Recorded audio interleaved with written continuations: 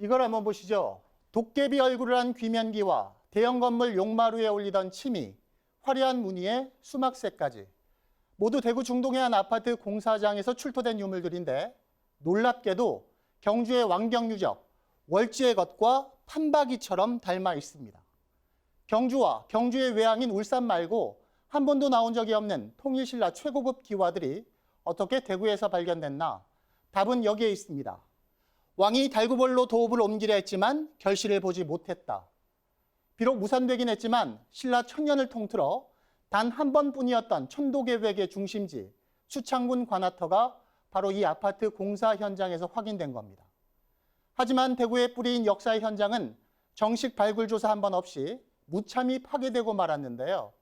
다른 대도시와 달리 시립박물관과 시사편찬위원회가 없는 대구시, 그래서 지역사 정리에 손을 놓은 대구시, 아니하고 그릇된 역사 인식은 일제강점기 항일 운동사에서도 그대로 드러납니다.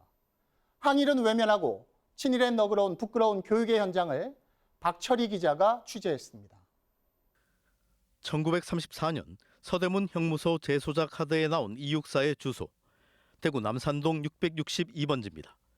16살에 대구로 와 시를 쓰고 항일투쟁을 시작한 선생은 조선은행 대구지점 폭파 사건으로 투옥된 대구 형무소의 수용번호 264를 평생의 필명으로 삼았습니다.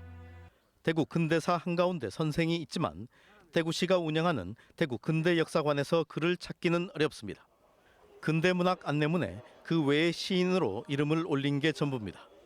그것도 대통령 직속 친일 반민족 행위 진상규명위원회가 친일 반민족 행위자로 규정한 장덕조와 함께입니다.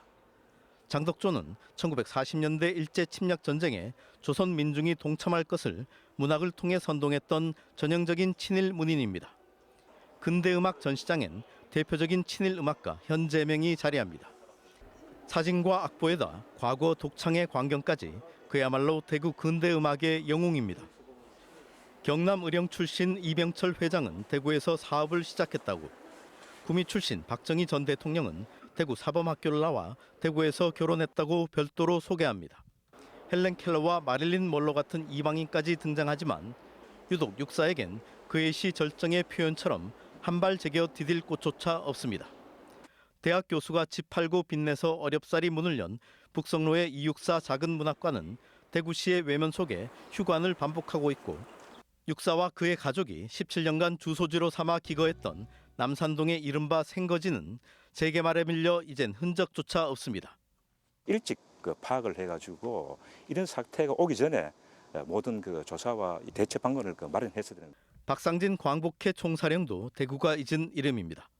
약정 골목에 곡물상 상덕태상회를 만들어 독립운동 거점으로 삼았고 1915년 달성공원에서 당시 최대 규모 항일 조직 광복회를 결성한 건 한국 독립운동사의 일대 사건이었습니다.